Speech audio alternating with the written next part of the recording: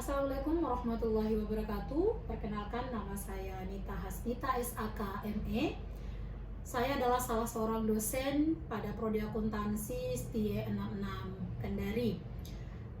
Saya pada semester ini akan mengajarkan mata kuliah perpajakan, yang dimana mata kuliah perpajakan ini adalah mata kuliah wajib dengan bobot 3 SKS dan berada di semester ganjil.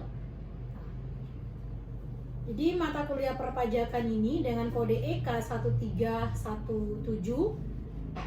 itu memiliki capaian pembelajaran prodi kurang lebih ada 6. Nah, saya akan langsung menjelaskan CPMK-nya, yaitu capaian pembelajaran lulusan yang dibebankan pada mata kuliah perpajakan ini. Yang dimana CPMK 1 itu adalah menginternalisasi nilai, norma, dan etika akademik dalam proses pembelajaran perpajakan. CPL yang diharapkan yaitu S7. CPMK kedua menginternalisasi prinsip-prinsip etika bisnis dan profesi di bidang perpajakan. CPL yang dicapai yaitu adalah S9. CPMK ketiga menguasai konsep dasar perpajakan dan ketentuan umum perpajakan yang berlaku di Indonesia. CPL yang diharapkan adalah PP 10. Kemudian CPMK keempat yaitu mampu menerapkan pemikiran logis, kritis, sistematis, dan inovatif dalam konteks pengembangan atau implementasi ilmu, pengetahuan, dan teknologi yang memperhatikan dan menerapkan nilai humaniora yang sesuai dengan bidang perpajakan dalam dunia usaha dan dunia industri. Dan CPL yang diharapkan adalah KU1 dan KU10. Dan CPMK yang kelima yaitu mampu secara mandiri mengoperasikan dan memanfaatkan piranti lunak dalam rangka administrasi perpajakan. CPL yang diharapkan adalah KK10. Dalam mata kuliah ini terdiri dari 6 sub CPMK.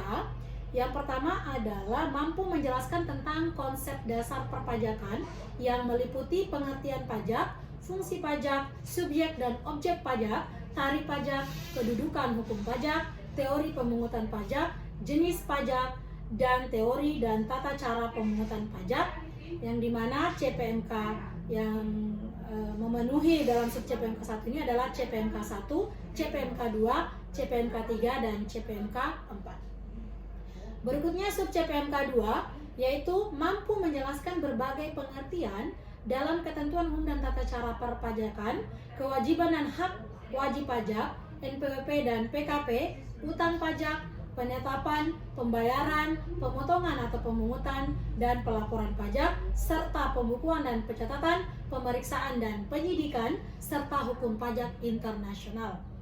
CPMK 1, CPMK 2, CPMK 3, dan CPMK 4. Berikutnya sub CPMK yang ketiga, mampu memahami kebijakan perpajakan dan administrasi perpajakan secara komprehensif dan holistik, dan memahami hukum pajak yang merupakan bagian dari hukum publik dan apa dasar kewenangan negara untuk memungut pajak kepada seseorang atau suatu badan.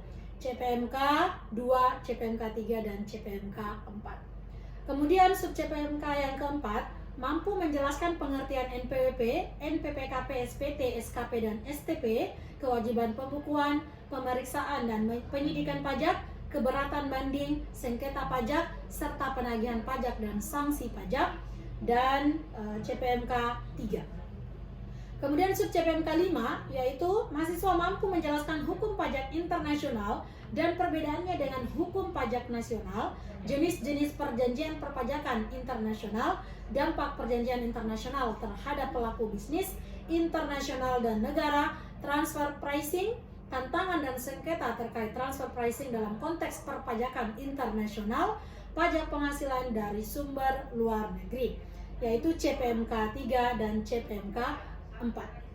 Dan berikutnya sub CPMK yang ke-6 yaitu mahasiswa mampu menjelaskan proses administrasi perpajakan, pembayaran dan pelaporan perpajakan melalui aplikasi perpajakan, CPMK 3, CPMK 4, dan CPMK 5.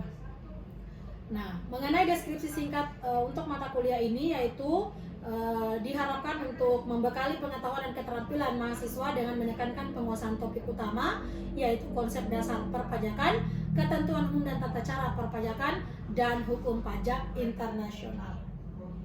bahasan kajian atau pokok bahasan dalam materi ini ada 18, yang dimana semua pembahasan itu akan dirangkum dalam 16 kali pertemuan. Pertemuan keduanya adalah UTS dan UAS.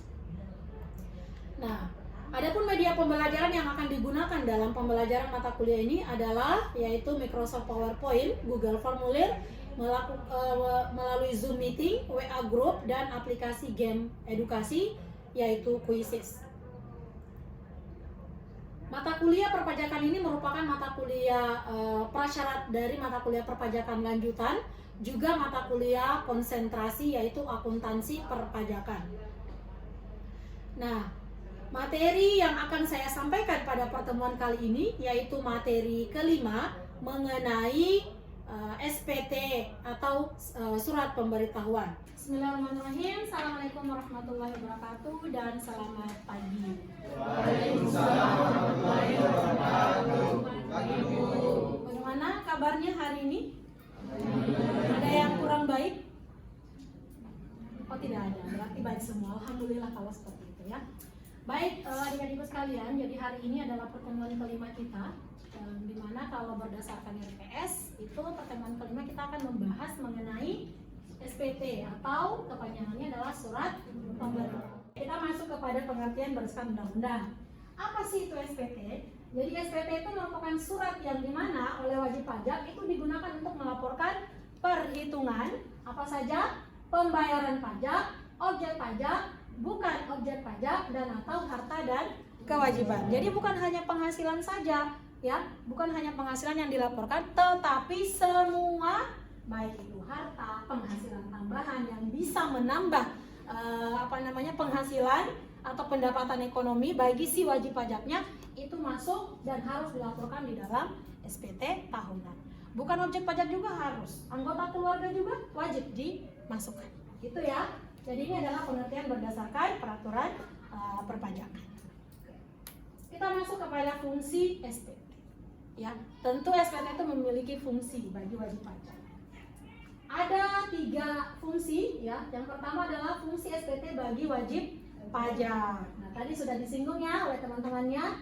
Yang pertama, sarana untuk melaporkan dan mempertanggungjawabkan perhitungan jumlah pajak. Tadi saya sudah katakan, melaporkan jumlah pajak yang sebenarnya terutang. Ya. Yang berikutnya, melaporkan pembayaran atau pelunasan pajak yang telah dilaksanakan sendiri. Kan ada beberapa objek pajak yang kita sendiri itu dibebankan untuk melakukan pembayaran. Tapi ketika kita misalnya pegawai, ya baik itu swasta ataupun PNS atau ASN, itu dipotong langsung oleh bendahara, ya, sehingga kita hanya meminta bukti potongnya saja. Nah, dari bukti potong kita laporkan ke SPT, itu ya. Kemudian melaporkan penghasilan yang merupakan objek ataupun bukan objek pajak. Ya, masih ingat ini ya? Kita lanjut, melaporkan pembayaran dan pemotong atau pemungut tentang pemotongan atau pemungutan pajak OP atau badan lain dalam satu masa pajak sesuai dengan peraturan perundang-undangan perpajakan dan melaporkan harta serta kewajibannya. Jadi harta kita, kewajibannya kita yang berupa utang juga wajib dilaporkan di dalam SPT tahunan. Ya, begitu ya adik-adik. Masuk ke fungsi kedua yaitu fungsi SPT bagi PKP. Apa itu PKP? Masih ada yang ingat? Pengusaha kena pajak. Oke, apa fungsinya bagi PKP? Ada 3 fungsi. Yang pertama, melaporkan dan mempertanggungjawabkan penghitungan jumlah PPN dan PPNBM-nya, ya. Kemudian melaporkan pengkreditan pajak masukan maupun keluaran.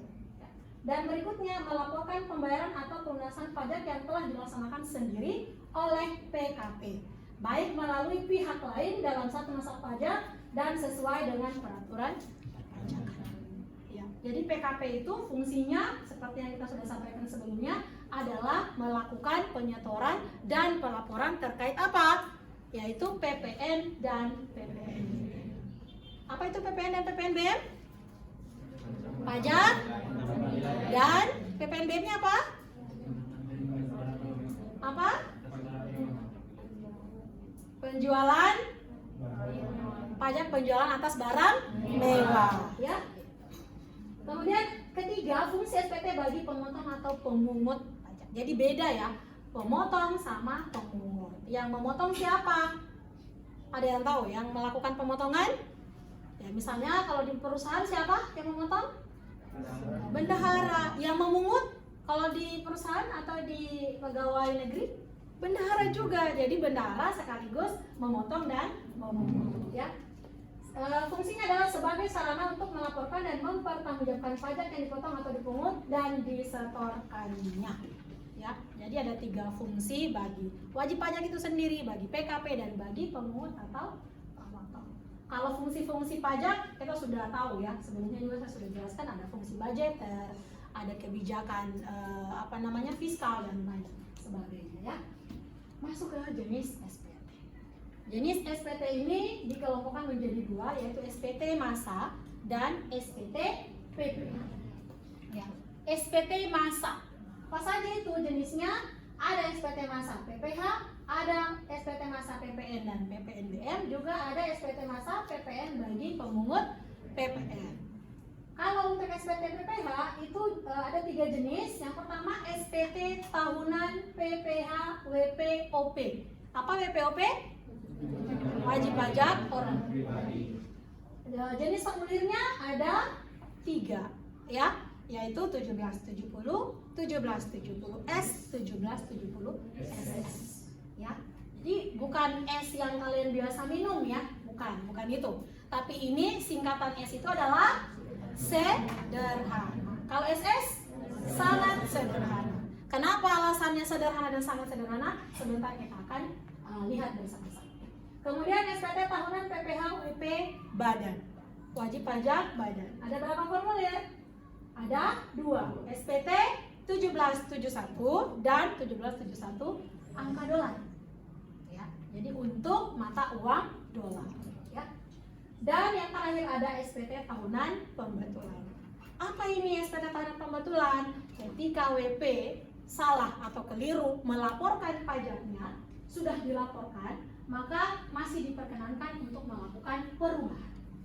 Nah, perubahan itu disebut dengan SPT tahunan pembetulan. Jadi kita lakukan pembetulan menggunakan formulir SPT tahunan pembetulan. Bisa ya dipahami? Tapi nanti saya akan berikan tugas di akhir perkuliahan kita, ya. Kita lanjut ke syarat pengisian SPT. Ini yang harus adik-adik tahu, ya. Ketika kita melakukan pengisian SPT ada 3 syarat mutlak yang adik-adik tidak boleh tidak memperhatikan ini. Yang pertama adalah benar. Apa yang maksud benar? Yaitu benar dalam perhitungan, benar dalam penulisan, dan sesuai dengan keadaan yang sebenarnya. Apa maksudnya itu benar dalam perhitungan? Kalau kita melihat SPT ini ada penghasilan. Penghasilan apa ini? Penghasilan neto dalam setahunnya. Misalnya tadi penghasilannya Ali di bawah 60, berarti kita asumsikan 50 juta, ya. Maka hitungan ke bawahnya ini dikurangi ditambah itu harus benar, ya. Menghitung pajaknya juga harus benar. Kan ada namanya lapisan pajak, ya. 0 sampai 60 juta berapa persen? 5%. 60 sampai 250 15 dan seterusnya. Itu yang harus diperhatikan. Nah, belum lagi kalau misalnya statusnya Ali masih bujang atau punya tanggungan, bujang punya tanggungan, atau sudah menikah belum punya tanggungan. Lain lagi kalau punya tanggungan. Lain lagi kalau Ali bekerja, istrinya juga bekerja. Beda lagi cerita. Paham ya? Oke. Lengkap, memuat semua unsur-unsur yang berkaitan dengan objek pajak dan unsur-unsur lain yang harus dilaporkan dalam SPT. Ingat tadi tuh ada kita laporkan harta, ada kita laporkan kewajiban. Ya, harta sekarang ada aturan baru bahwa harta itu termasuk HP yang adik-adik miliki. Tapi ada ketentuannya, HP yang bagaimana? Kalau iPhone itu sudah masuk dalam kategori harta yang wajib dilaporkan. Ya, nah, nanti adik-adik bisa lihat aturan terbarunya di internet atau coba selancar saja di Google, ya. Oke, dan berikutnya adalah jelas melaporkan asal usul atau sumber dari objek pajak dan unsur-unsur lain yang harus dilaporkan dalam SPT. Jadi 3 syarat ini harus terpenuhi dalam pengisian SPT. Nah, misalnya kalau saya mengisi SPT tapi saya lupa tanda tangannya, apakah memenuhi syarat? Misalnya nama saya Nita Hasnita, tapi saya tulis Nita Hasniati, apakah benar? Jadi itu dipahami ya. Kalau misalnya saya bayar pajaknya, laporan pajaknya tanggal 30 Maret 2023, tapi saya tulis 31 Maret atau misalnya 1 Maret 2023, benar atau salah? Salah juga, karena apa? Ketika kita menginput itu akan jelas kelihatan. Ingat, kalau misalnya tidak memenuhi 3 syarat ini, maka SPT yang kita laporkan hanya diakui sebagai administrasi perpajakan saja. Artinya apa? Kita masih belum masuk dalam kategori telah melaporkan SPT tahunan kita. Kenapa? Karena 3 syarat ini yang tidak terpenuhi. Paham? Nah, tugasnya sudah terpampang jelas di slide ya. Tapi sebelum saya sampaikan tugasnya dengan jelas, ada pertanyaan sebelumnya? Ada yang mau ditanyakan? Silakan Pak sekali. Semisal saya sebagai wajib pajak, terus saya memiliki NPWP, namun saya sudah tidak berpenghasilan dan sudah tidak bekerja lagi. Apakah saya harus tetap membayar pajak dan melaporkan SPT tahunan? Ini menarik pertanyaan. Saya punya NPWP, tapi saya tidak bekerja lagi. Apakah saya masih wajib menyampaikan SPT tahunan saya? Apakah masih ada pajak yang harus saya bayarkan? Ada yang bisa menjawab mungkin? Ada yang bisa menjawab? Ketika kita memiliki NPWP, ya, namun belum atau tidak lagi berpenghasilan, apakah masih wajib menyampaikan SPT tahunan? Masih? Masih. Jawabannya adalah masih. Kenapa masih? Selama kita belum menonefektifkan atau menonaktifkan NPWP yang kita miliki, maka kita wajib menyampaikan SPT tahunan walaupun kita tidak memiliki penghasilan. Maka SPT yang akan kita lakukan nanti kan ya. Itu ya. Tapi kalau misalnya kita malas untuk menyampaikan SPT tahun tiap tahun karena kita sudah tidak memiliki penghasilan, pilihannya adalah untuk menonaktifkan atau menonefektifkan NPWP yang kita miliki. Jadi seperti itu. Ya. Ada lagi yang bertanya atau bagaimana Pascal? Masih mau merespon? Sudah jelas. Ada lagi yang mau bertanya? Iya, silakan. Kalau kadang kita laporkan SPT tahunan, tapi kita tahu itu lebih banyak. Selanjutnya jalannya kayak gimana? Nah, kita membayar SPT tahunan tapi lebih bayar. Ada yang tahu jawabannya? Itu gimana itu perlakuannya?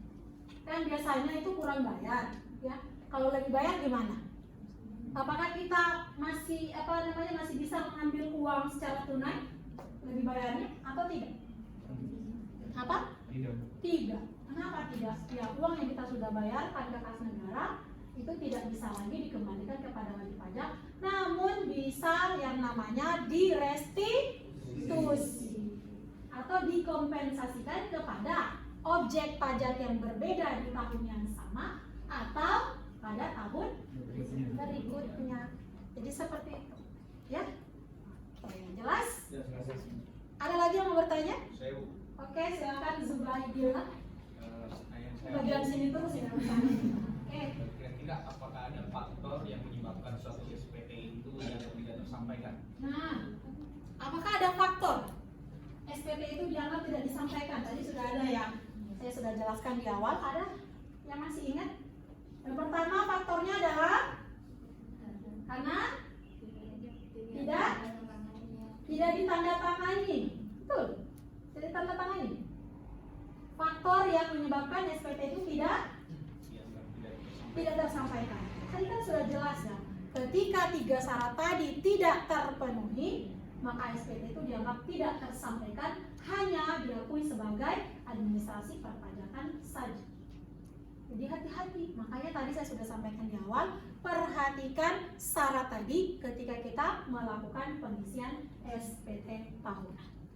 Ya, apa tadi syaratnya? 1, 2, lengkap, 3, benar, lengkap, jelas. Paham? Ada lagi yang mau bertanya? Silakan. Ibu mengenai tadi kan pelaporan harta itu kan ada ketentuan yang terbaru. Nah itu kan itu hari sempat jadi relawan di KPP. Itu kan sebenarnya untuk pelaporan harta itu kan kan bisa dibilang setelahnya ke WP-nya harta apa yang dimiliki. Nah, itu WP disebut itu kan kasnya saja, dan kas tunainya.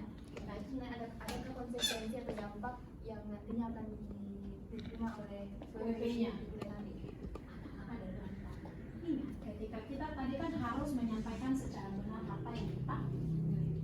Ketika kita tidak menyampaikan seluruh harta dan harta itu misalnya tiba-tiba ada di apa daftar hartanya kita itu apa yang kemarin status apa viral sempat viral gara-gara LHKPN-nya terbit, ingat harta itu akan apa namanya terlaporkan di situ. Jadi ketika kita tidak menyampaikannya, maka kerugian bagi WP apa kerugiannya maka akan dikenakan denda dan sanksi. Jadi hati-hati, apapun harta yang Anda miliki itu wajib dilaporkan. Berapapun itu, ya tanah itu kan tetap mau dia hanya 1 hektar, mau dia hanya berapa ratus meter, berapa kali berapa ya itu harus dilaporkan. Gitu ya, termasuk tadi handphone yang dalam kategori tertentu itu dikatakan atau diakui sebagai harta. Tapi kalau HP adik-adik, saya yakin belum masuk dalam kategori harta ya, karena masih di bawah standar harga. Ya kalau hanya 1 juta, 2 juta, 3 juta itu masih aman. Tapi kalau sudah di atas standar tertentu harganya, maka itu wajib dilaporkan. Seperti iPhone itu ya, HP iPhone atau HP Samsung yang apa? Z Flip ya, katanya Rizka Z Flip. Nah, itu juga tuh hampir puluhan juta, berapa ya? 20-an juta ya? Nah, belasan juta lah ya, bisa 1 motor. Itu masuk dalam harta. Oke? Masih ada lagi yang mau bertanya? Silakan Dewi. Misalnya kan ada misalnya ibu, terus ibu punya suami, terus Ya, alhamdulillah saya sudah punya. misalnya ibu kan misalnya pekerjaan sebagai PNS, tapi kan kalau begitu dalam satu keluarga yang 2 bekerja, suami istri bekerja, ini yang melaporkan SPT kan suami. Nah, terus kalau misalnya penghasilannya istri ini lebih besar dari penghasilannya suami, Kamu singgung saya. ya ya. Misalnya seperti itu.